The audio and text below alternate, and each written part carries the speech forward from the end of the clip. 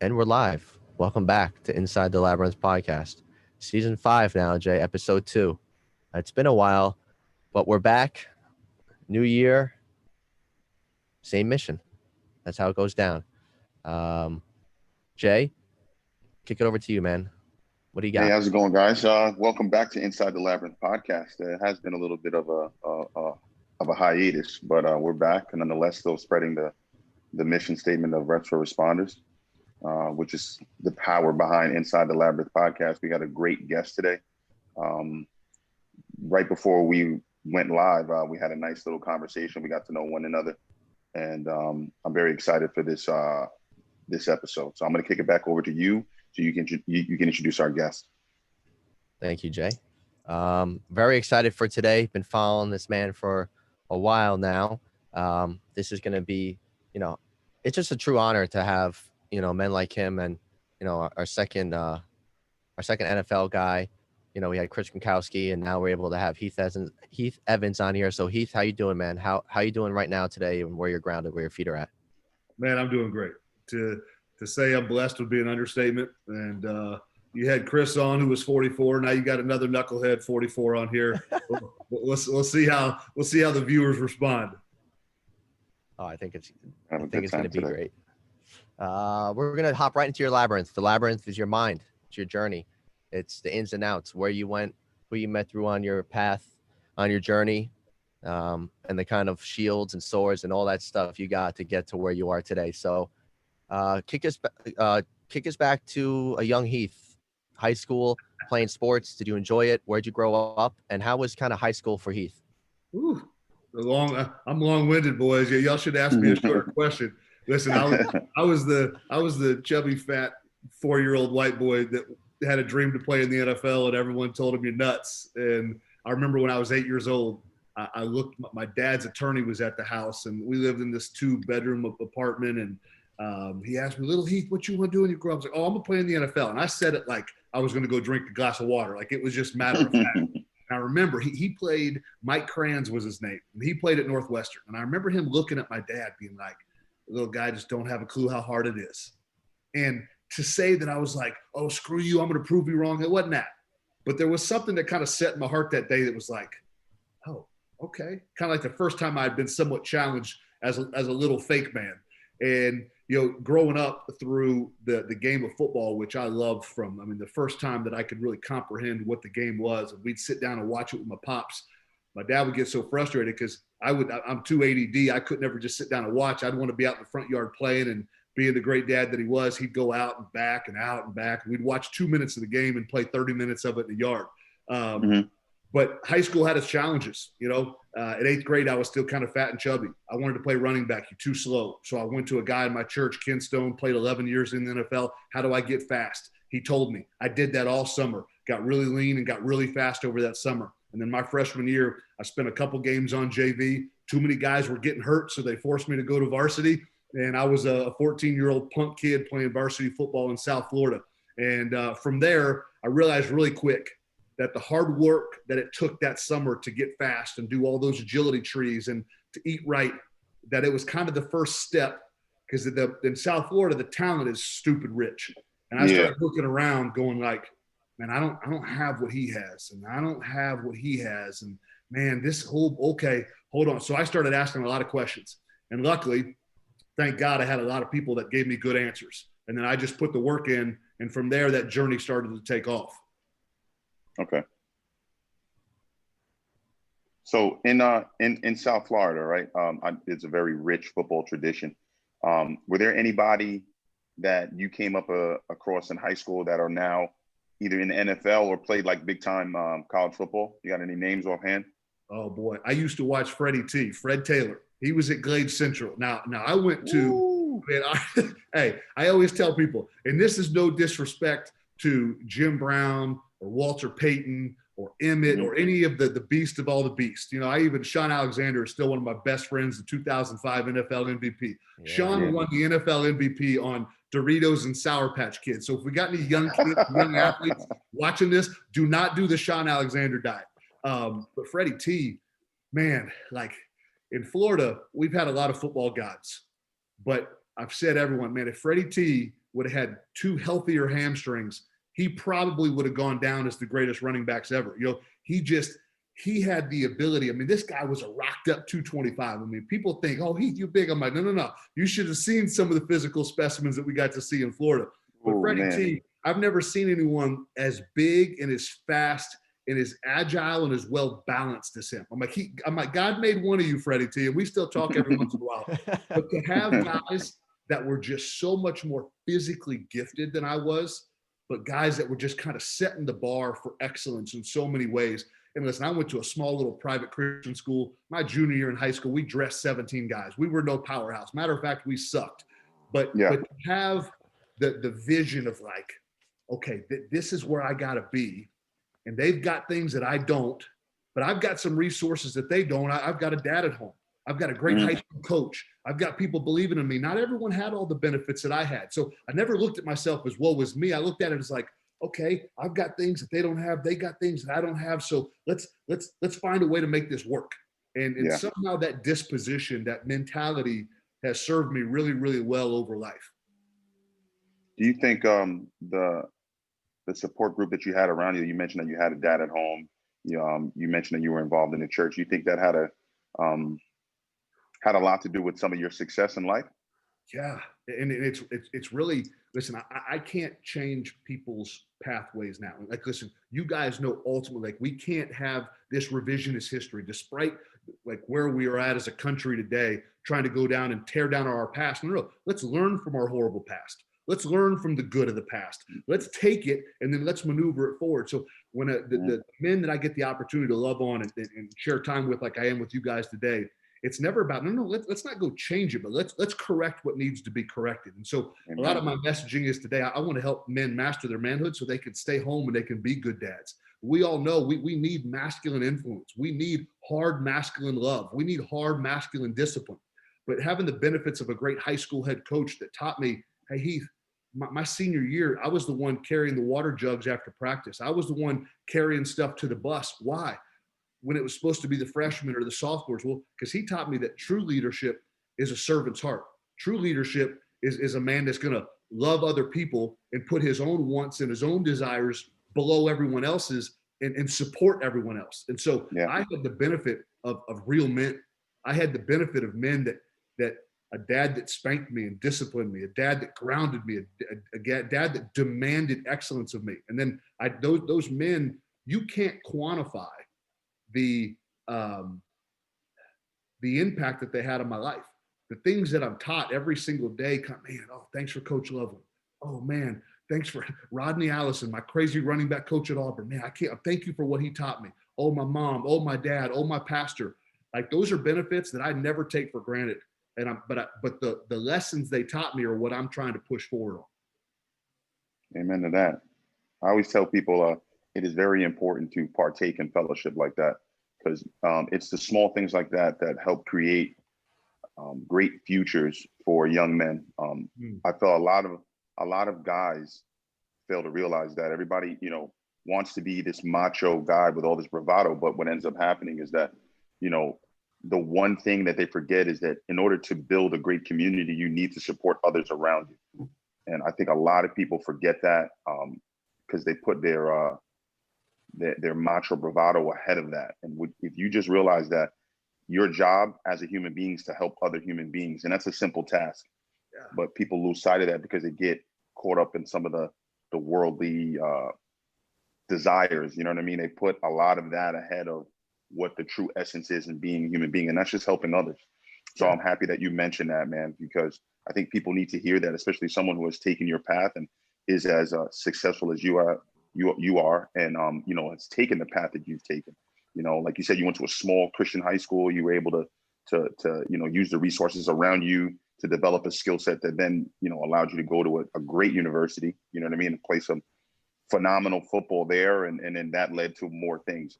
So I'm happy that you mentioned that, because a lot of our listeners are young men, and I think they need to hear things like this because it'll put them on the right path. So thank you for that, man. No, of course. Can I add on to that for a second? Absolutely. As humans, especially as men, we are built like our soul gets healthy and happy when we are serving others in submitting to authority. Now, listen, I believe that we're all supposed to submit to God. God, what's your truth? And then that's how I've built my life. And it has provided peace and power and purpose. But the world tells us that real power is gained by taking someone else's power. That's a lie. Oh, yeah. It's a lie. Yes, it is. Real power is having this strength and this humility that's always under control, that is bent on the needs of others. First and foremost, as men, to our wives and to our kids. How can I serve them? How can I edify them? How can I build them up? How can I literally lay down my life for the benefit of my blood, my family? But when we get to the point where we believe the world's definition of masculinity, that's why the horrible feminist movement is wanting to beat down masculinity, because masculinity hasn't been shown properly.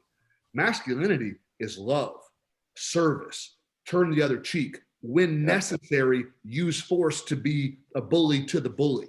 But our first response as real men, I mean, listen, you guys have been in the pits of defending the less fortunate. You guys have been in situations, guns in hands, that I'll never be in, with the mindset of, hey, someone's being bullied that needs our protection. That's what a real man is. At all costs, let's diffuse the situation. Let's love other people. Let's serve other people. But if necessary, men are men for a freaking reason. But we're defenders. By nature, we have an aggression to us that needs to be humbled and perfectly placed. It's going to be perfectly placed through the absolute truth that I'm here to serve and I'm here to submit. And if we're not submitting to authority, we are missing the real true power in life. Because when I want to do things my way, when I play God, my life has been a wreck. I have destroyed people.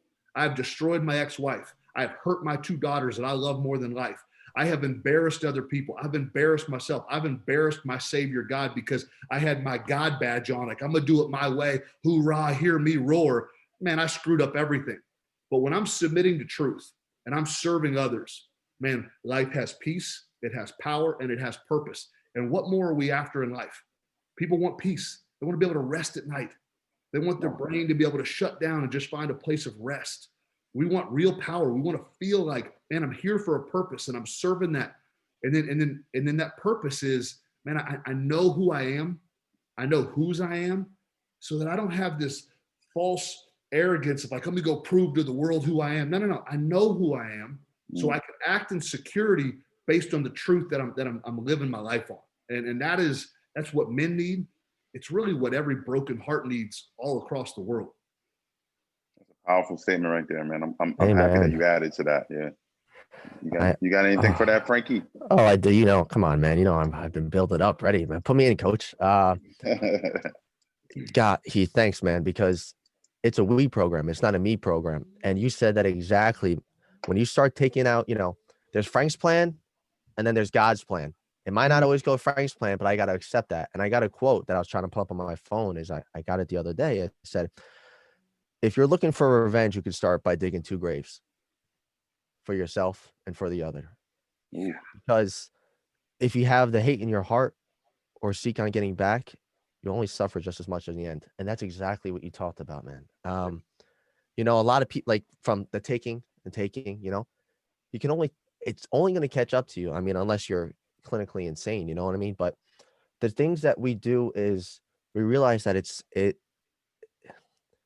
not only just about us, because you can't do this alone. And you just said it, Heath. You had your mentors when you were younger, so did I. But then I started trying to go on my path and believing something that I'm not. Then got my mentors back. It's part of the hero journey. It's becoming a new person, learning, living multiple lives on this planet. That's one thing that God or your higher power has allowed us to do, is to be resilient, right? Change. Resiliency is being able to change, but then adapt to that change. You know what I mean? And become resilient. So I'm really happy that you brought that up, because, and now for anyone listening, if you're going through a hard time, you can change. That's the gift that, we're trying to promote here, is that you have the power to change, and you're going to need some, I guess, mentors or master Jedis, right? If you're a Star Wars fan, on the way to teach, guys have already been through it. Heath has been through it, and he's being himself now, because he doesn't want you to go through the hell that he had to go through, right? Jesus went through the desert for 40 days and 40 nights, right? Yeah. had to think about that suffering, and it was a choice, right? If you look at the other Norse mythology, Odin, right? He hung himself on a tree for 9 days so other people could follow. Like, you don't have to suffer. I went through my mistakes. You don't have to suffer anymore, So just really powerful stuff, man. So I thank you for that, Heath. Well, you hit, hey, I'd say you're welcome, but I stole it all. You know what I mean? Most of the stuff that y'all are going to hear today, I stole from the Word of God. All the other stuff, I've stolen from coaches and pastors and teachers. But my pops, told me to kind of tackle to kind of add to what you said. Bitterness is an acid that eats its own container. So when I get angry, or when I'm unforgiving, or I hold someone more importantly to a standard that I don't hold myself to, and that's really where we get ourselves in the traps of life, is we judge other people based on their absolute actions, and we judge our own self based on our intentions. So when I'm short patience with Ava or Naomi or Chrissy, I'm like, well, I meant, and I was trying to do good. But when one of them have an attitude towards me, I hold them to the standard of, oh, this is what they did, instead of, do I really think my wife's intentions were to hurt my feelings? Do I really think my sister's intentions? Do I really think my daughter's intention? So when we can remove an unjust judgment, it's amazing how fast bitterness and resentment and unforgiveness will dissolve. But we've got to be willing to be transparent, look at ourselves accurately, and say, man, my dysfunction stinks as much as their dysfunction does. It just might look a little different. But that acid of bitterness, if we can be honest with ourselves, Jay and Frank, like, we can look back in life and be like, man, when I got angry, and then let me follow the next, 2-3 years of life, man, that dysfunction really set in. And not only did it destroy me, it destroyed others. And it ravaged families. It ravaged my heart. And so the beauty of forgiveness is it doesn't set the other person free. It sets the hostage me free. Thank you. That's what we've got to get. Forgiving ourselves. Yeah. I mean, a lot of the stuff that you guys are fighting with your first responders is childhood trauma that's been tacked on from a wife trauma, that's been tacked on to a bad boss trauma. And then you've been put in a field of influence with police work where you have all right to have some distress and anxiety about what you've had to do in line of duty. But it's all this pattern of hurt and heartache. And when we deal with hurt and heartache one at a time, we can get free from it. But when we live a pattern of resentment, anger, unforgiveness, this stuff builds up. Our hearts aren't built that way. Our brains aren't built to handle this type of abuse. And the abuse is most often self-abuse after the original abuse that was perpetuated on us. And we've all had it in different ways. Most likely, I'm never going to experience what you guys have experienced in some of the hardships you guys have been through in the line of duty. But our brains are all similar in the sense of trauma. And we have to deal with trauma with truth. And most of the time, truth is hard to hear at first. Truth is convicting. Truth makes me look internally instead of blame, because what has blame ever done? Nothing. It's never solved anything. Mm-hmm. Self-pity, it's just pride. What has pride ever solved? Nothing. It actually just perpetuates the issue. So until we get back to the root of truth, the men that we love so much and the men that we serve, and us honestly taking care of ourselves, like, we got to deal in truth. Our society today wants to point the finger, wants to be like this to all my dysfunction and be like, look at everybody else. Yes, yeah. The last year has proven it. I mean, we like the dysfunction of our country is it's dumbfounding to me. But I'll shut up. I'm getting fired up. Jay, y'all are in trouble. Y'all get me fired up. I was getting fired up. I'm two things I want to say from that. One is 100%. Let's go. Right on the money. Trauma, our addictions. And now I'm not talking not only alcohol, I'm talking drugs, I'm talking sex, I'm talking gambling, I'm talking hiding, I'm talking social media. That is a cover up to an escape mechanism to forget about and not deal with that trauma, right? It's peeling the onion and saying, this is what I chose as my coping mechanism, right? I chose alcohol. Other people choose other things. And this is what I have to be truthful. And it's going to hurt in the beginning, but that's what life is about. You cannot go right with the great Buddha. You cannot go throughout life without suffering. You know what I mean? Like, this is how we learn. This is who we become. This is what life is meant to be, a teacher. So thank you for that. And when you brought that up about, you know, blaming other people, and I just had like a football analogy.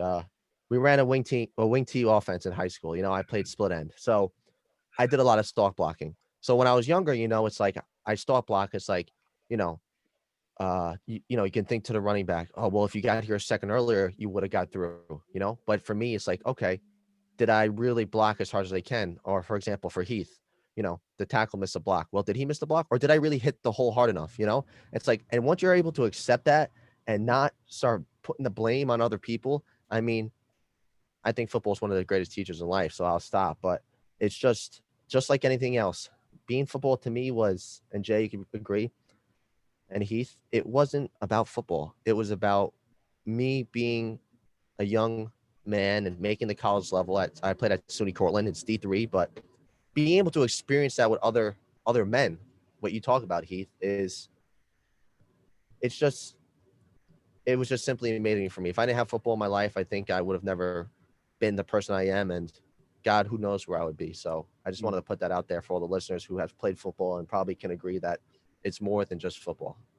People always ask me, oh, if you ever have, oh, my bad, Jason, go ahead, bud. No. I was going to piggyback right on that. It was because, you know, everybody that listens to us, right? You know, we give people a little bit of like life aspects, right? But, you know, today is about like you, right? So, you know, we spoke about your high school career, right? Briefly.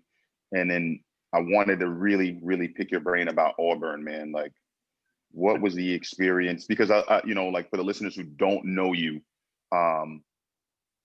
tell us about Auburn. Tell us about your experience there.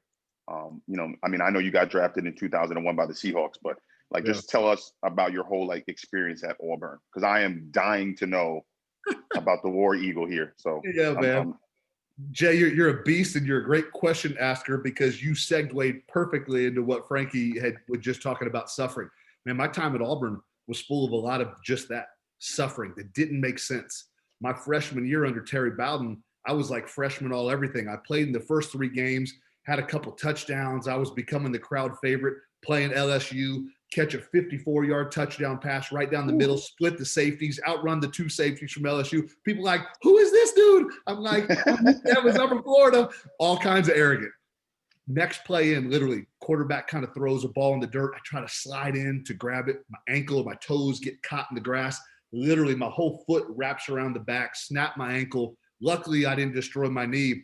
But like that, the freshman All-American season went down the drain. Oh. So listen, I was raised by a Marine. You know what I mean? Like we don't ever feel sorry for ourselves. You know, and so I'm like, hey, what's wrong? Oh, it's fibula. Oh, that's a non-weight bearing bone. Okay, so they're going to do surgery, going to put a plate and 8 screws. Hey, how long does this normally take to recover? Oh, about 4 months and you'll be back for spring football. Nah, a bone, that heals like in what, 4 to 6 weeks, right? They're like, yeah. So like after that, is it just pain? If the bone's healed, can I play if I can handle the pain?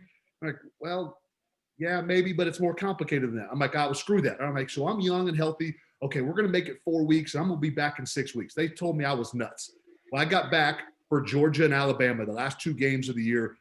Dr. Andrews, the greatest orthopedic in the world, Tiger Woods, Michael Jordan, Wayne Gretzky, you name it. He's done us all. He's like, this will never happen. Well, he's like, doggone it, you proved me wrong. So we get back. So I play great against Georgia and Alabama. Terry Bowden gets fired. Tommy Tuberville comes in. He comes in. One of my great games my freshman year was against Ole Miss, where he was at the year before. I basically single-handedly beat Ole Miss. He comes in and says, we don't think you have what it takes to play in the SEC. I'm like, do we need to go watch film together? Because I think that worked out pretty easily last year, you know? Made no sense. I literally rode the bench for the first 8 games of the year. Tommy Tuberville at 238 pounds moved me to defensive tackle, not defensive end, not a rush end, not a linebacker, nothing. He moved me to defensive tackle in the SEC. I'm 238 messing with guys that are 330. 3+, yeah. Ragdolled, beat down every day. Boys on the, wow, just just transfer. Don't, you got this, just go somewhere else. There was something in me. I'm going to praise mom and dad a lot. And then I'm going to praise just like nature of what God's given me. I just didn't want to quit. I didn't want to form at 18, 19 years old, a pattern of quitting. And so I rode the bench for the first 8 weeks. We sucked at Auburn. We couldn't run the ball. We couldn't do crap. But I waited patiently. I worked hard. I did what I was told to do. I submitted to the mission of the team, what's best for the team, instead of looking at me. And then eventually I got my chance. Well, I played great those last 3 games, actually lead the team in rushing, in 3 games, what the other team had done the previous 8 games. No bowl game. The next year, we bring in a guy named Rudy Johnson, who's one of the best running backs that ever hit the SEC. Yes. And then I kind of play behind him my junior year. Rudy's going to leave early to go to the pros. I go ask Tommy Tupperville. I averaged 6.5 yards a carry in my sophomore year when I had the ball in my hands. I said, hey, listen, I'm not asking for anything, but there's no one on the depth chart that's proven any more than me. Will I at least go into spring football as your starting running back? He says, no, we're not looking for your type of running back. So he actually petitioned the NFL. Turned out I was going to be the first fullback drafted if I went out and ran my 4.4 or 4.5 40, which everyone knew I would. And so I was kind of forced to leave Auburn early. But if you look at my Auburn career, people are like, how'd you ever even get drafted? You didn't even play that much. How are you going to be a third round for a fullback is basically first round in this. First round. Yeah, I mean? Absolutely. And so, but it's that first kind of like thing that I point to when I teach kids about suffering well. Don't quit. Don't run. I don't know what the future holds for you, but I know if we start forming a pattern of I quit, I'm tapping out, I'm going somewhere else. Quitting is a much easier pattern to form, a habit to form than winning. Guys, y'all know winning is tough. Winning in relationships is tough. Winning at work is tough. Winning in life is tough. But learning the process to suffer well, why do people ask, why do I make my workout so hard? Because half of it's about the workout. The other half's about the mentality. Because why Bill Belichick trusted me so quick was he knew in the fourth quarter of the Super Bowl, when the game was on the line, I'm nowhere near the most talented. He just knew I wouldn't break mentally because of how I was built.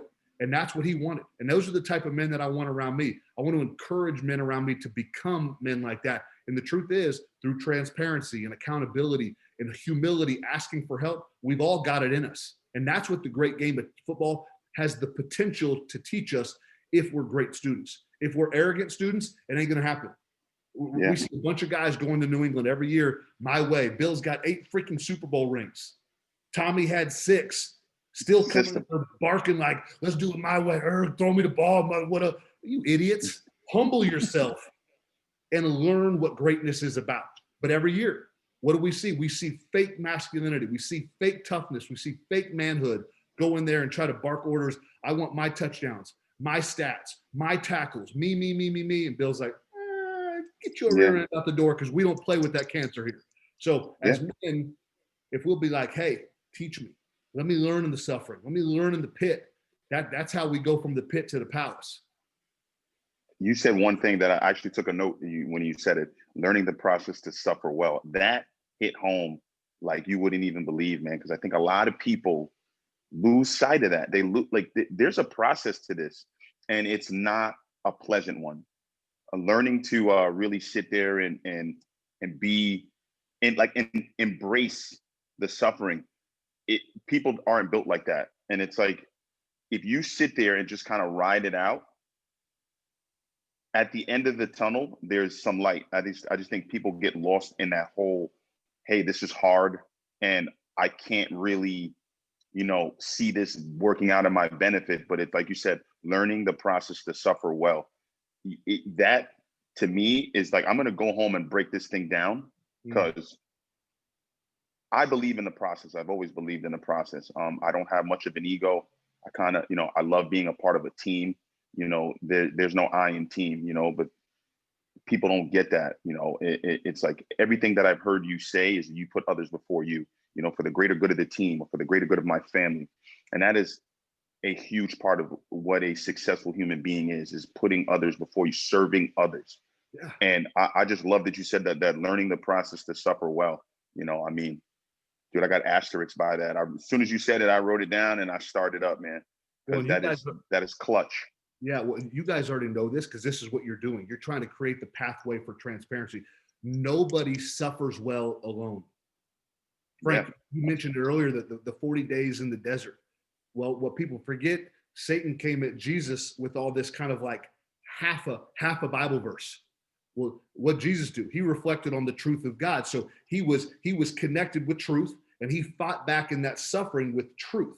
Now, our truth is, men, we have to be transparent. We have to have a brotherhood. We cannot do this alone.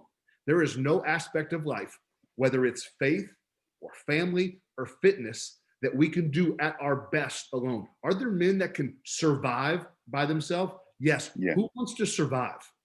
Literally, who just wants to survive this thing we call life? I want to thrive, and I want men to come with me, you know? So point number one, you cannot suffer well alone. It's got to be with men doing life together.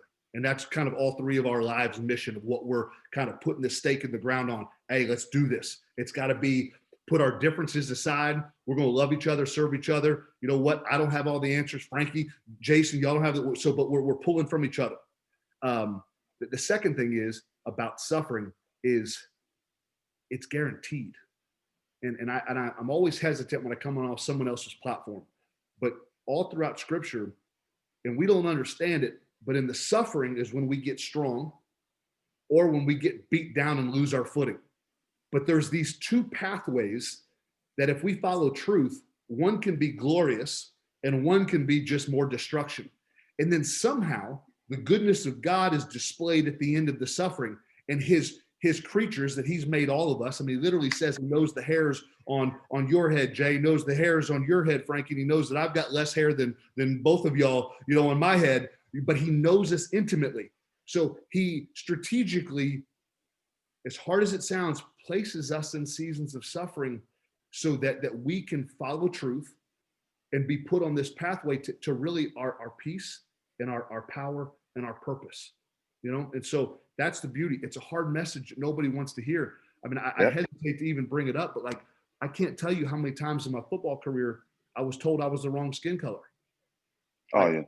You know, so it was it disheartening at times? I'm thankful for it because it gave me the most minor taste of what my Black brothers can feel at times from our society. And so I'm happy you brought that up. You brought that up. I could have rejected it and been like, oh man, woe's me, I'm going to go play tennis, or I'm going to, it's just such a weak mindset. But this is what a lot of parents are perpetrating this day and age. This is what a lot of politics are perpetrating. This is what a lot of people, they're well-intended. They think we're helping people by coddling people. No, push men towards the fire and then come along with them, put their arm on them and be like, hey, we'll get through it together. I can't change your lot in life, but we have choices from here on out. And so is it a mentality? Yes, but it's a mentality that's built on truth of what are we going to do with the suffering that comes our way?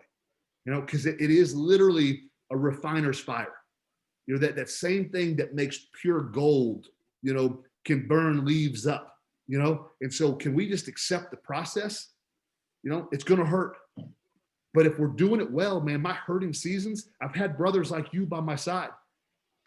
And that's the beauty of life, man, because being at the mountaintop alone sucks. I've been there. It ain't no fun. There's no one to enjoy it with. We ain't built to do life together. Mm-hmm. Man, when we suffer well together, through workouts, through diets, through relationships, through tough marriages, through whatever it is, man, when we battle stuff and we win, we celebrate together, and then there's peace and there's power and there's purpose in that. And that's what I want for men. Yeah, everything you're saying today is hitting home, man. Like you said, you know, they mentioned to you that, you know, you were the wrong skin tone, and you could have used that as a crutch. You know, you could have let that break you, but you didn't. Like you said, you found from those statements, from those comments, like, you know, you felt what these other guys on your team probably have lived through their whole life. You know what I mean? And the fact that hit home to you is clutch. It speaks about, you know, the man that you are. You know what I mean? I don't think a lot of people would take a statement like that and really compare that to other people. But like, you caught a little bit of something that they dealt with their whole life, and you said, oh, well, you know, I can understand it, but I'm going to use this as a driving force to push me forward. And so I'm happy that you recognize those statements and you felt for those guys in your team that probably since the day that they were conceived, they were told that they wouldn't be anything because of the color of their skin or because of the environment that they were from.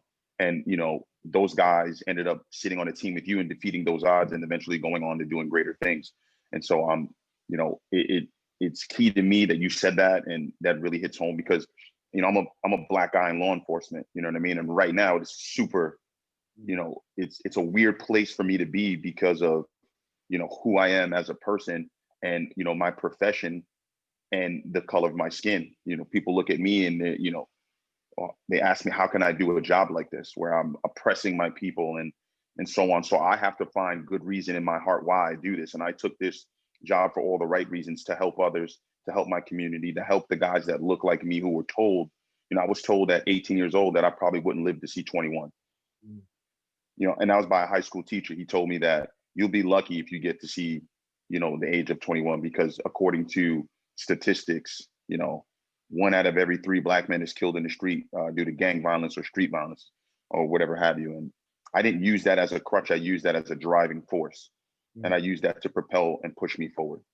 And I remember telling this guy, I said, God has a bigger path for me. So whatever it is that you tell me that you believe that you think I'm going to become, God has a greater path for me. So whatever it is that you feel like you need to tell me, you know, you can believe whatever it is that you want, but the only person or the only being that I rely on is God.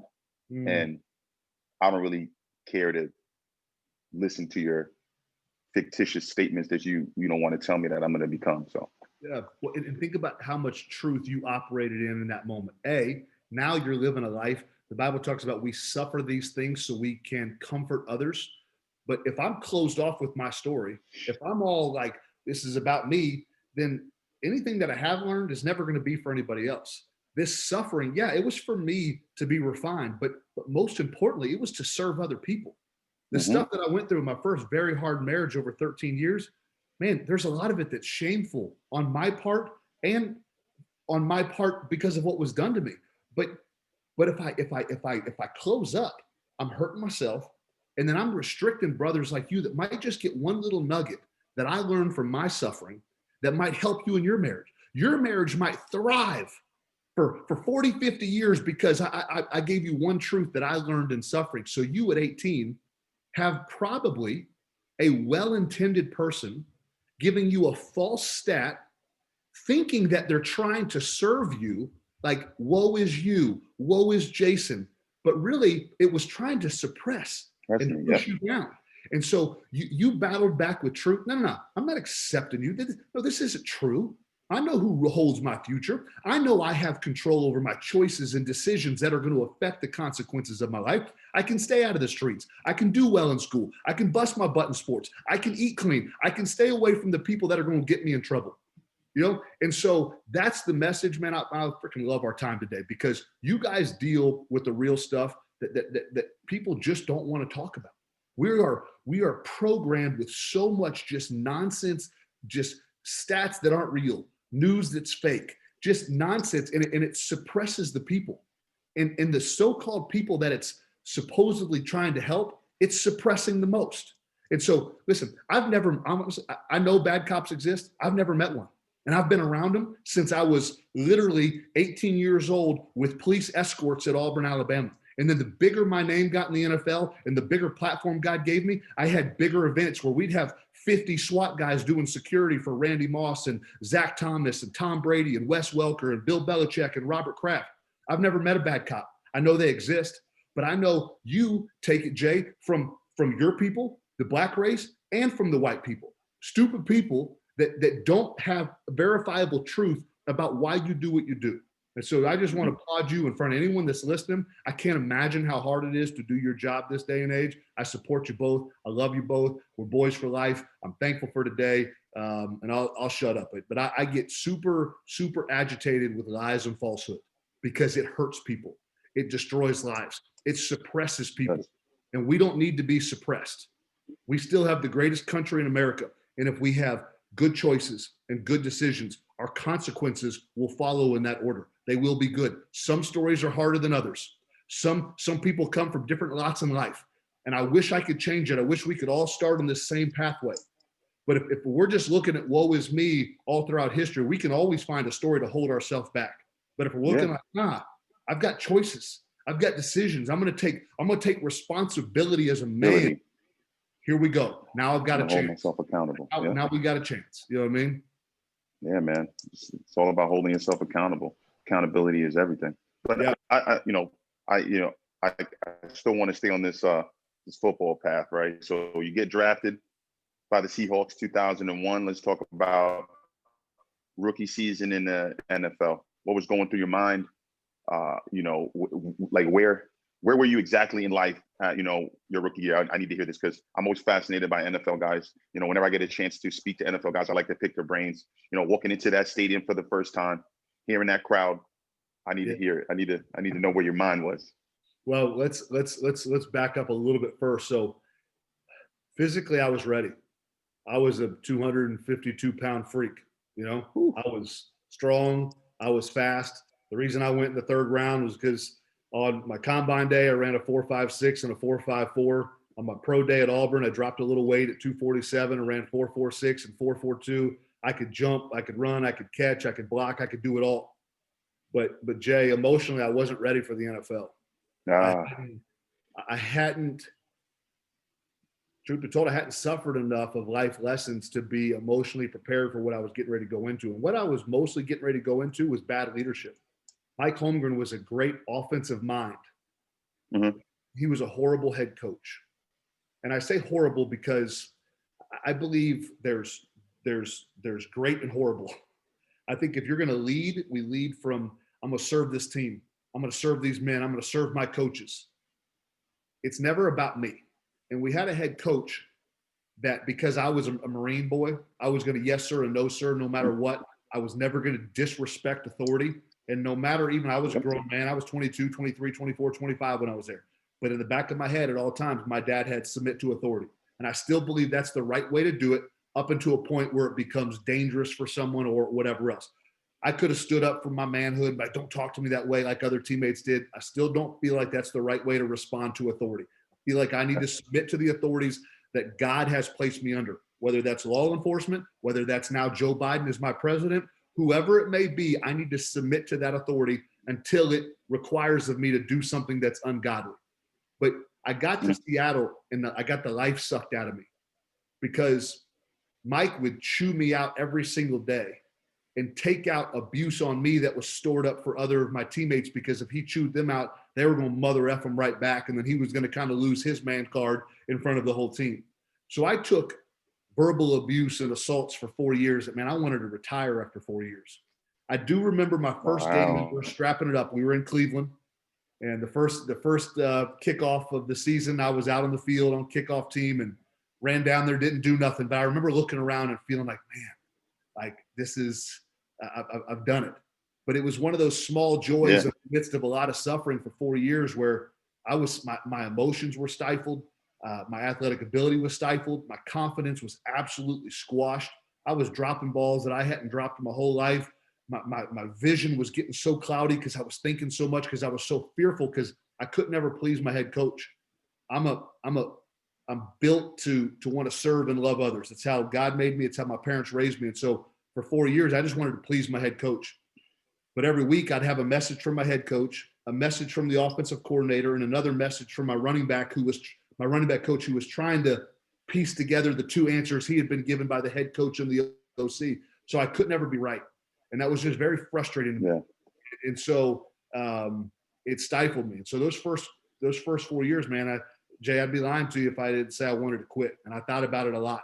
And thank God I didn't, because by the grace of God, I got 6 more in. But it was that what was supposed to be so special was really, really hard from the first day in the door in Seattle. Yeah. And then so you played for the Dolphins, and then you made it over to the Pats, right? Yep.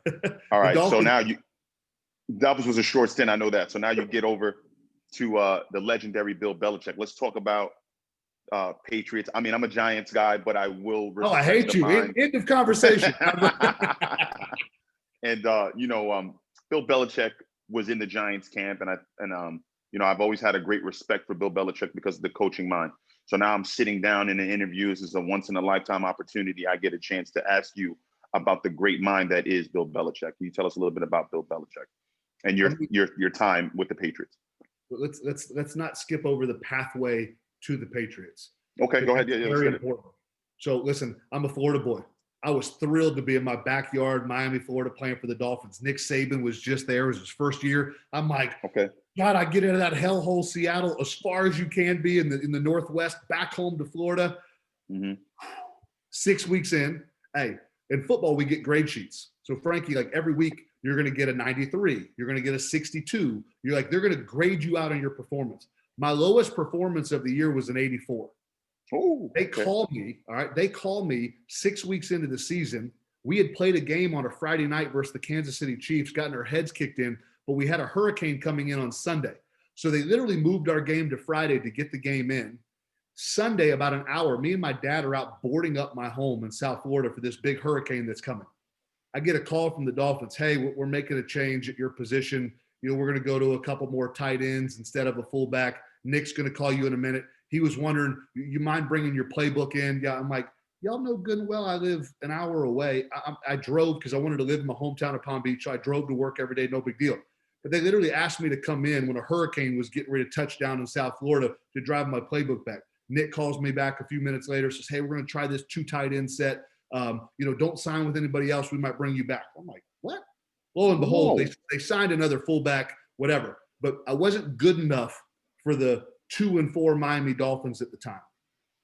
But Bill Belichick saw something in me, not because I was great, but because of a mindset, because of my rearing, because of how I was built. Oh, this is a piece that potentially, if he does what he's taught to do, can fit into this greater puzzle. Yeah. So, Frankie, back to your suffering piece. I never see Bill Belichick. I never have 4 years with the greatest mind in all of organized sports if I don't suffer first. The cool part about that story is, and I get the benefit of coaching businesses all over North America. I'm no business coach, but I have the best mindset of how to train healthy teammates that make healthy teams. Because if you get healthy teammates, you can have thriving teams that do great business. So what I learned here was I wasn't good enough for Nick Saban. I wasn't good enough for the sucky Miami Dolphins. But an extraordinary team that had just won their 3rd Super Bowl ring saw something in me. And 10 days later, I'm back in Miami as a part of the New England Patriots, the world champion New England Patriots, playing my former team. Now, let me ask everybody watching, did my talent and ability change at all in 10 days? Absolutely not. I didn't learn how to catch better. I didn't get to run faster. I didn't become Hall of Fame, Heisman Trophy winning football talent in 10 days. But an extraordinary team took an ordinary talent and then on that day made me appear to be extraordinary. And if young men, if you can catch this, fight to be a great teammate so you can be an integral part of a great team. I went down there that day, 10 days later after they cut me. Corey Dillon got injured on the first play of the game. He's literally like, hey, Jay, I didn't even know the playbook. Frankie, I'm literally pissing down my leg. I'm like, this is Tom Brady. I got to protect him. Oh, dear God, help me. I've never prayed so hard in my life, And so I am now not fullback. I'm the starting tailback for the rest of the game. I end up having almost 110 all-purpose yards, get the game ball. We beat Miami in Miami. Why did I tell the story? Not because I got any better, not because I did anything great, but because there was a team built on serving others, a team built on submitting to the authority of Bill Belichick. And then as Bill put team first mentality and served all of us, we were all put into a position as how ordinary is the talent of Tom Brady? But what he did, he now appears extraordinary because he submitted and he served the ideology of his college coaches, of his high school coaches, of Bill Belichick, of Scott Pioli, of all these greats, even the Teddy Bruschi's and the Mike Vrabels, all the people Tommy was benefited to be around, he took from all of them. How do I serve him? How do I learn from him? And now you look at the GOAT of all, but why? Because he had an attitude of submission to authority. I want to learn. I don't know it all. And then he wanted to serve and love on other people. So in that day, an extraordinary team made an ordinary talent appear extraordinary to the world. That's what great teams do. And that's why, listen, fullbacks, you guys know, I'm like the toenail of an NFL team. we're not, like, and it's the one with fungus on it. You know, like we're nothing special. But in New England, they knew good and well my 17 plays at fullback were equally as valuable as Tommy's 67 at quarterback. The punter and those 3 punts that he was going to have throughout the course of our 2007 season, because we didn't have to punt much. You know, it was more than 3. We're going to be equally as valuable to the last play on the game when we lost to your Giants in Super Bowl 42. Nobody had a better power. Nobody was put up on this pedestal as greater. We all served and loved each other. And that's what made those great teams. So you talk about Bill Belichick. What I love about Bill is that he practiced what he preached. Like, people want to hear stories, and I've got stories for days, but the most beautiful, awesome thing about Bill is he lived out what he preached. He preached a team first mentality. He preached nobody outworks us. He preached we're going to put in the extra hours. There's no rock left unturned. We're going to dot every I, cross every T. That man he would sleep on his couch throughout the season because he wasn't going to let anyone outwork him, outstudy him, outprepare him. The stuff that he brought to the table, I always tell these players, man, if you just shut up and listen, Bill will make you a better player in one day. If you will just shut your freaking mouth, humble yourself and listen, Bill will transform your football mind. And then if you're really humble, you're going to take everything that he teaches you, and then you're going to let it impact every other area of your life. Because relationships are hard, right? Yeah. Doing what y'all do in the philanthropic world, it's hard, right? It takes countless hours. You don't get a lot of applause. Everything worthwhile in life is hard. And so if I'm going to praise Bill for anything, I'm going to praise Bill for 2 things. One, he practiced what he preached. And he's one of the most, and this is going to shock people, he's one of the most humble, transparent men I've ever been around in my life. Super Bowl 42, Jay, we lost. He comes in to that locker room after. There's a lot of coaches that I've heard, oh, this loss is on me. I should have done this better, but y'all could have blah, blah, blah, blah, blah. Oh, this is on me, but you should have. Oh, this is on me, but if you wouldn't have thrown that interception. That ain't an apology. That ain't ownership. Ownership is when you come in after a potential 19-0 Super Bowl win to literally just cement every 53 man on that roster, all the coaches, and especially Bill Belichick, in history as the greatest team ever. And you truly believe that you cost your team based on your poor coaching performance, and you own it in front of all 53 men, in front of the whole coaching staff, with no excuse, with no but attached to it. And that's what Bill did that day in 2007, actually early 2008, in that Arizona locker room before a bunch of broken men that sacrificed everything for 20 plus weeks, and we fell short to a better team on that day. But he owned it. There was no excuses. There was no finger pointing. And that's real masculinity. That's real manhood. And what did he do? He went and watched that film. He studied and he learned from his mistakes. He studied and he learned. And what did they do? They went and won 3 more Super Bowl rings over the course of the next 10 years. Why? Because he suffered well. He took responsibility where he fell short. He mastered what were those just human errors and mistakes. He learned from them. And that's what I respect about Bill. He is gifted. He is brilliant. He is a whole bunch of things. But those 2 things are why I love him, why I still talk to him today, why, if anyone ever badmouths that dude about anything they don't know about because they only read bullet point headlines in the BS media, that's why I attack them and I go after him, because they don't know Bill that I know. And he is the real deal, and he showed up for me in the hardest seasons of life, and he is forever my coach. Oh, man. Thank you for that insight, dude.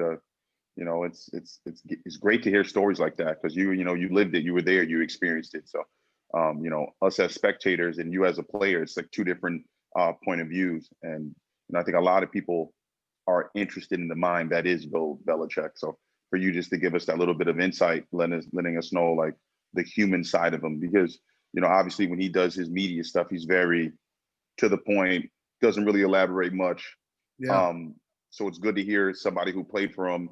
And most of the guys that have played for him speak very high of him. And, you know, they also speak well of his football mind and how he, you know, it's part of a system, and you have to be, it's, you know, no man is greater than the other. That's why historically guys have went there and they've asked for X amount of dollars because they believed that they're the great player, and then they end up getting shipped off somewhere else.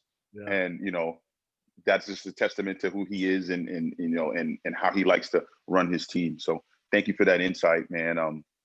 Jay, let me give you a little bit more real quick if I can. Yeah, absolutely. Love this.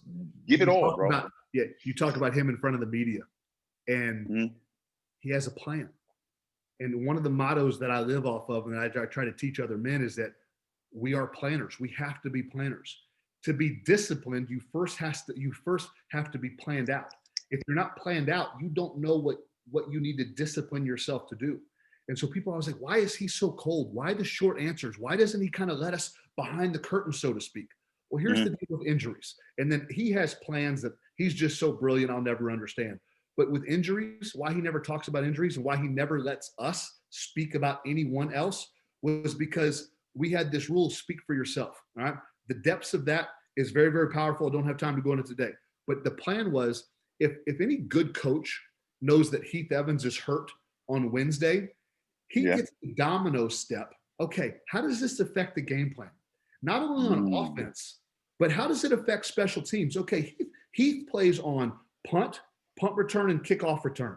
So now who is going to go in those positions that hasn't played all year? Where's the weak link? Oh, okay. So the guy off of practice squad now has to get moved up to the active roster who hasn't played a snap of fullback all week. So, okay, this part of the arsenal of the offense, that's going to be restricted. This part of the arsenal of the offense, that's going to be restricted. But on special teams, okay, here's how we can win on kickoff return now because they're going to have a weak link right here. So why any coach would ever give away information that you don't have to give is stupid. And people don't understand it. And people are so prideful and arrogant in the coaching space that they won't copy him just because, we're going to do it our way. Well, Bill's like, all right, y'all do it your way. We're going to get the information you freely give that you don't have to give. And then we're going to plan around all your weaknesses all week long. And why do you think we beat teams in the fourth quarter all the time? Because we play it, we push. And then your weak link breaks before our weak link breaks. Why? Because we knew the extreme weak links of your team, but there was a plan. Why does he plan to address the media the way he does? Because he's protecting information. He's protecting the team. He is putting the team in the best position to thrive. And so in life, if we're not planned out as in areas of our vices, if we don't have stuff set up that's going to keep us from the bar, or that's going to keep us from the strip club, or that's going to keep us from the casino, or that's going to keep us from the computer late at night when we don't need to be looking at porn, whatever it is, if there's no plan, we will fail. People don't plan to fail, they fail to plan. Bill has a plan for everything, and then he surrounds himself with coaches and teammates that are highly disciplined, highly structured, and they follow his lead. And then it all beautifully just supports itself. Oh, man, beautiful. Thank you for that too, man, dude. Thank you. That's more insight because, most people would just view that as he's just this cold guy who doesn't really like to talk to the media. And now you've given us that, from the player's point of view, he's protecting his team. He's protecting the people that he works with and he goes to war with every Sunday or Monday night, whatever day it is, he's protecting those people. So, I mean, that's a beautiful thing to hear. I'm still enamored by your NFL career. So we're going to stay on that path, right? So you spend 4 years with the Pats? Yeah. And then you head over to the Saints, correct? Yeah, for two years. 2 years with the Saints.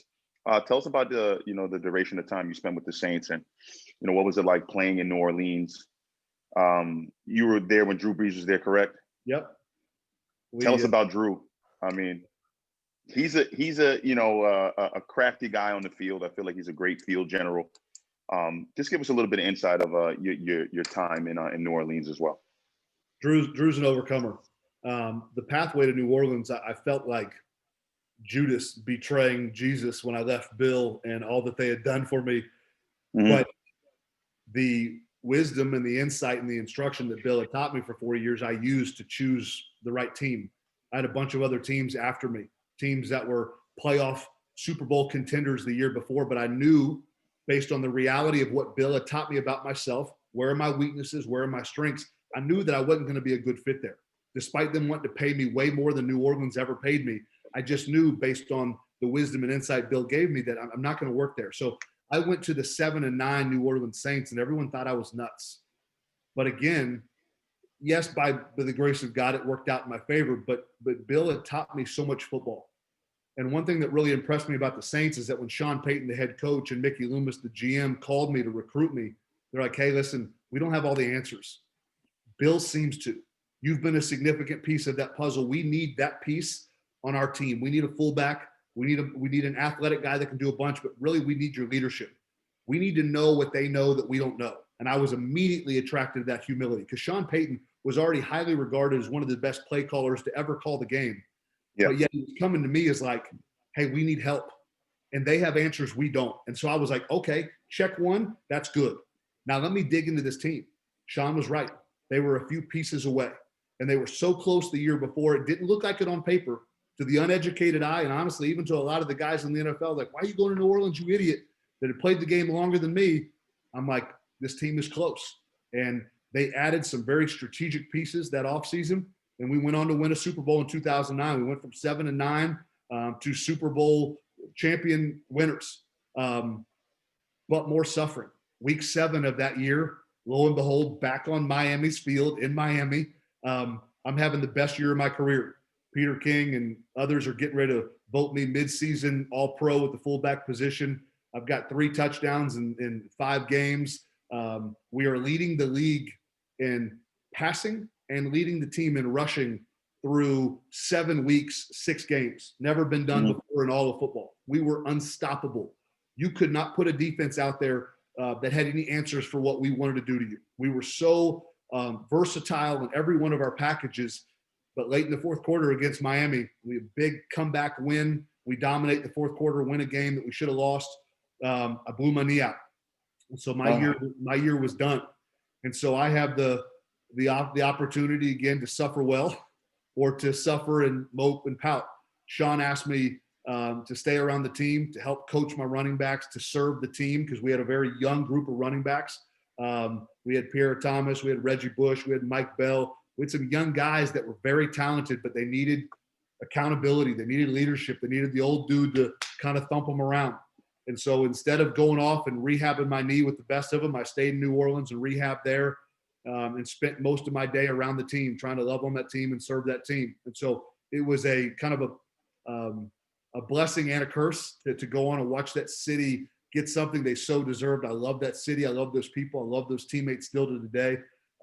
They accomplished something so awesome, but listen, we're all competitors. It was hard to watch them on Super Bowl Sunday do that without me. You know, you so bad to be on the field, but literally bonded with those guys for life. Got back in 2010. My knee was never really the same. I looked like a normal white boy for the first time in my life. I couldn't really run very fast. I was chunkier than I wanted to be. I wasn't as explosive and fast as athletic as I was, and it was a hard season for me. We played pretty well. We won 11 games. We lost in the first round of the playoffs. But again, another season that was full of a lot of suffering, and it served its purpose. Oh man, damn! That's a kind of a. I mean, it's a great story. It's the blowing out of the knee kind of brought me down a little bit, man. I'm sorry. Nah, dude, it's all good. It's great listening to these stories, man, because you've experienced things that I think a lot of kids dream of, you know, to play in the NFL, to play for some of the greatest minds that football has ever seen, man. You know, like being around guys like Nick Saban, Bill Belichick, Peyton. I mean, the list goes on, and you were lucky, you were blessed enough to be around such great minds and such great talent. Like some of the players that you played with, I mean, are legendary in their own right, Hall of Famers. I mean, you play with Tom Brady, man, he's the GOAT, you know, and, you know, the comeback kid, as I like to call him. Yeah.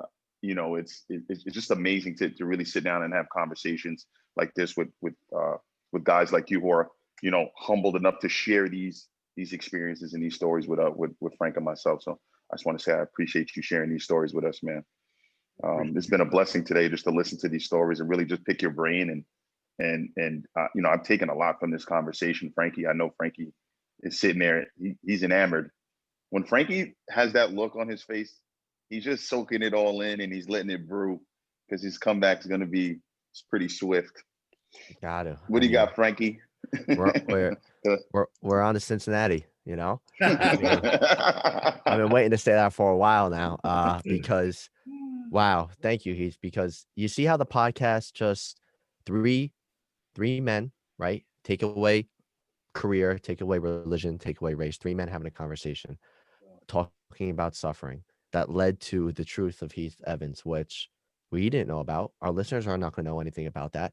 And you're taking ownership and responsibility of, I had to suffer to get to where I am. And that's just, you know, you would like to see from a fan's perspective of, NFL players taking ownership of that. And what took me back to one of my favorite players growing up, and I just have a question what you think about him, Heath, is it was either Arnold Schwarzenegger or Greg Plitt, rest in peace, Greg, told when I was 18 or 19 to take pictures of your heroes, put them in your, every morning you wake up, that's what you're looking at, the first thing in the morning. Mm. It was Brian Dawkins. It was Derek Jeter, Captain America, even though he's not real. It wasn't Chris Evans at the time. It was The Rock, and it was Tim Tebow. And when you told me when you talked about taking responsibility and quitting, my mind took me right to Tim, where he would never be a quarterback. But he didn't quit. And when he lost to Ole Miss when he was in Florida, that speech that he gave, I don't think Yes. I've ever seen a speech like that from a 20-year-old kid that went on and took full responsibility and pushed himself. And I really think that speech and his mindset and him making sure everyone had a purpose to make sure, okay, you're playing like crap this past 3 weeks, but you all have a purpose. Same thing in a police precinct. You all have a purpose if you believe it. And if you have leaders like Tim and Heath, that energy is so powerful where if you don't believe in yourself, but other guys around you believe in you, that's the power.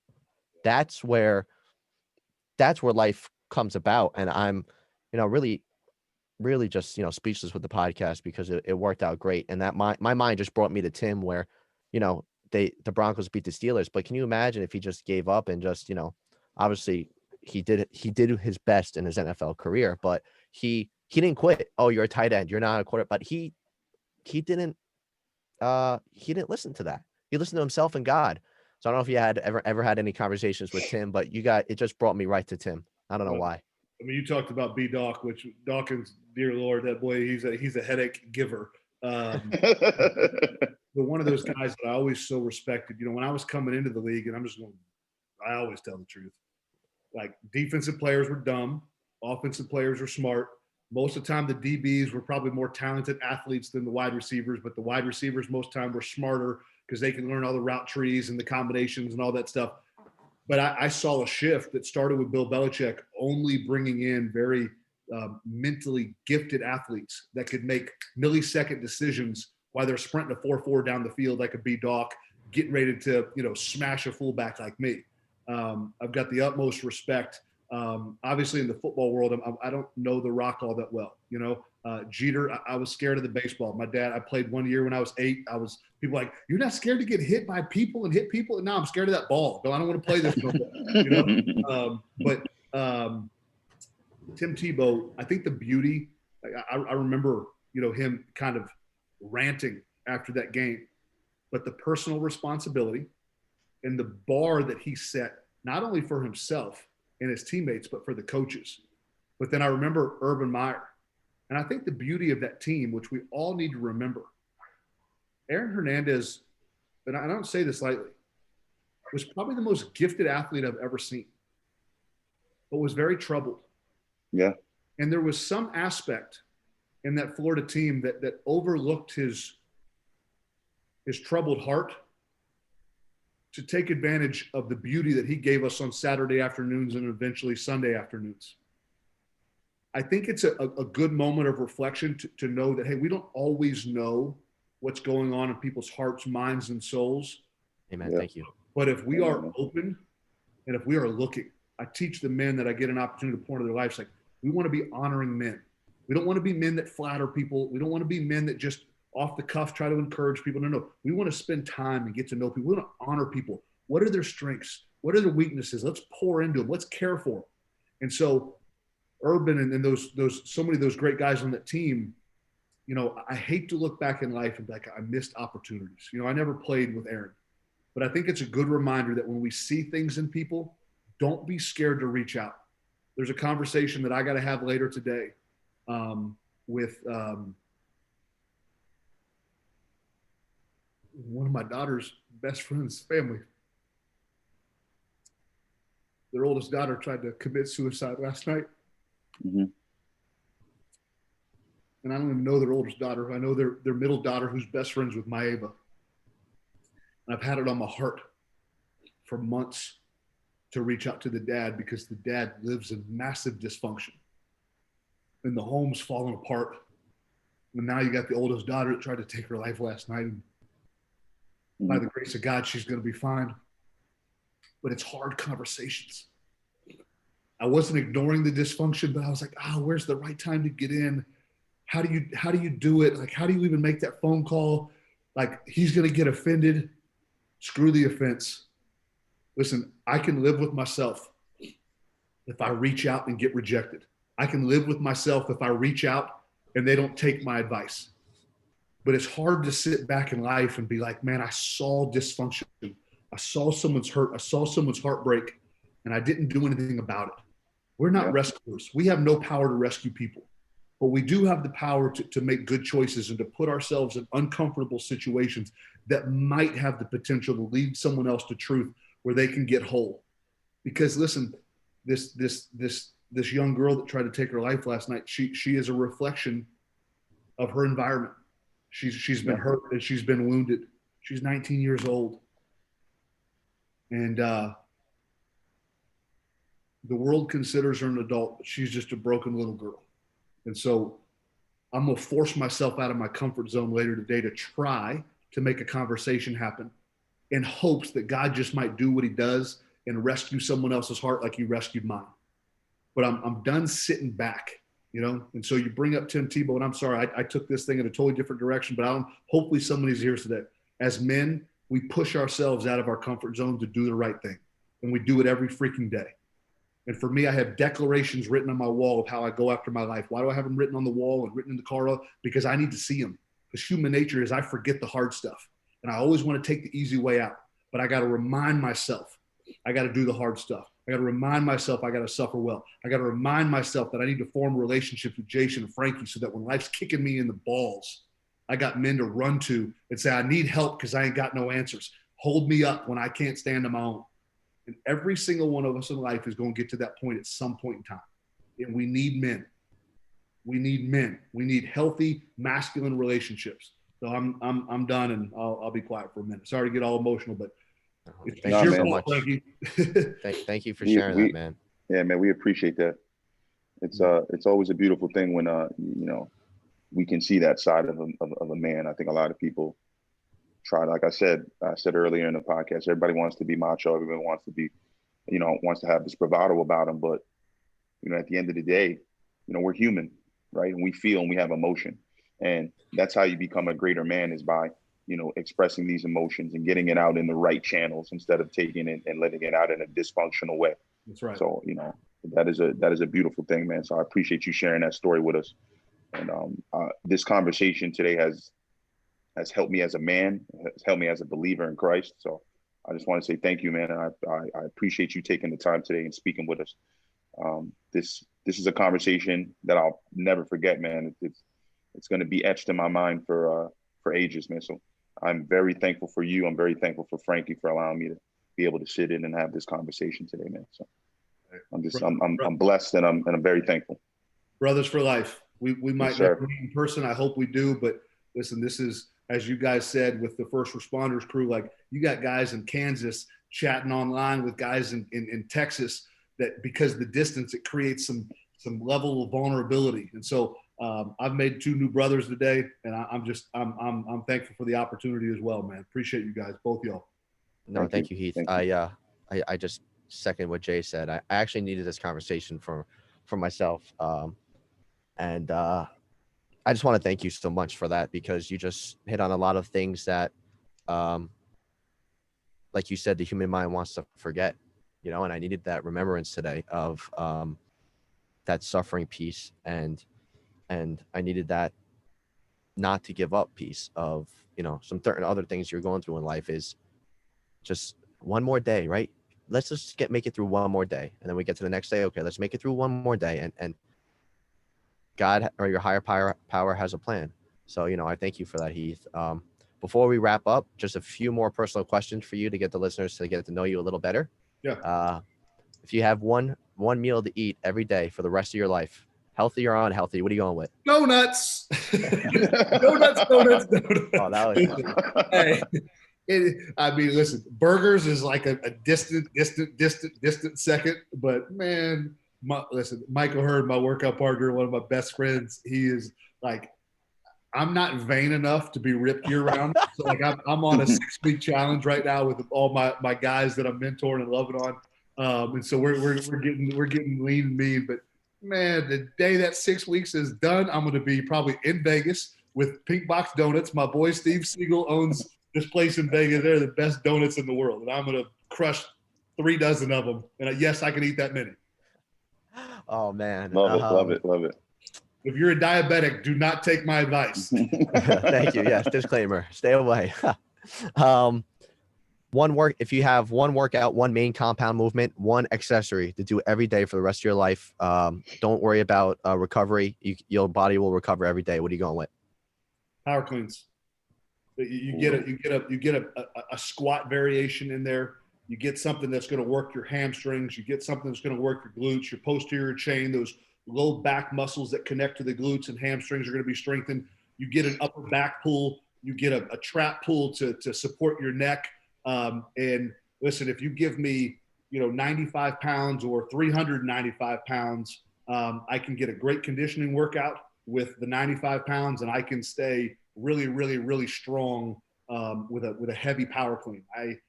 There's so many different variations of strength coaches and what we believe, and our athletes have just gotten away from the one power movement that actually transforms. I don't care if you're a tennis player. Tiger Woods, at 4 a.m. in Jupiter, Florida, my hometown is Palm Beach Gardens. Palm Beach Gardens and Jupiter are next door neighbors. Gold's Gym would shut down for Tiger, from 4 to 5:30 every day. You know what he was in there doing? He was in there training like I was, a professional football player to be a professional golfer. Why was he out stroking everyone else? Because he was power cleaning and he was power snatching and he was doing all these things that he was just ahead of the game. And so you give me one exercise, I'm a power clean till the what's the saying? Till something comes home. I don't know. I'm horrible at this. Cows come home. Cows. There we go. Till the donuts come home. Yeah, the donuts. What? And if you're gonna superset that one accessory movement, what would it be? Military press. Well, military press would probably be another compound lift, because it's hanging abs. So my wife still thinks I'm sexy. Favorite movie? I know that's going to be tough. If you have one or two top movies that come to your head, what are you going with? Rocky IV. Oh, yeah. That's a fan favorite. Yeah, Rocky IV. Yeah. Yeah. Talk about suffering, right? And that, that's the movie right there. Oh, tell us. Answer it. Let's see who it is. Let's let them ask a question. One person to meet, dead or alive, to hang out with. Who's it going to be? Well, the super Bible beater thing would be, Jesus, but I'm not going to go there. Ronald Reagan, before. Wow. Oh, I like that. I really like that. Before he suffered with dementia and stuff. It's funny, in this point in history in America, he just seemed to be so far ahead of the curve. Mm-hmm. Like he basically prophesied all the stuff that we're seeing in our streets now. Yeah. So even with the liberal agenda and its effect on masculinity, he called it. And I'm like, now listen, he was a professed believer in Jesus, but he was an actor. He had this wealth of information from so many different walks of life and it always wisdom, like, it's just intriguing to me because I'm reading all this stuff now that he said back in the early 80s. And I'm like, doggone, man, why didn't we pay attention to this man more? And this isn't Republican or Democrat, liberal or conservative. Like, this was just matter of fact truth that, like, if we would just stay grounded in, we'd all be getting along a lot better. Our schools would be a lot healthier. The equality status, and not just black to white, but equal, like just even our positioning from male to female would be healthy and much stronger.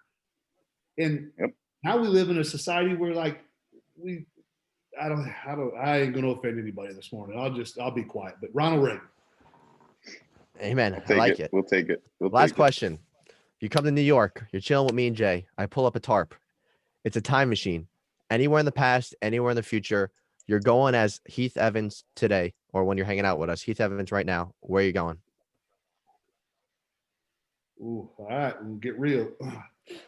In 2010, when I blew my knee out, I had unknowingly, I started to let 10 years of a hard marriage creep into my heart and make me bitter and angry towards my ex-wife.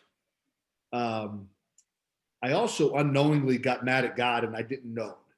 But I was in the middle of my best year, Super Bowl year, and I blow out my knee. Well, I started making choices and decisions that wouldn't come to life for 2 years, that ended up leading me to walk into adultery and cheat on my wife and devastate her and devastate Ava and Naomi.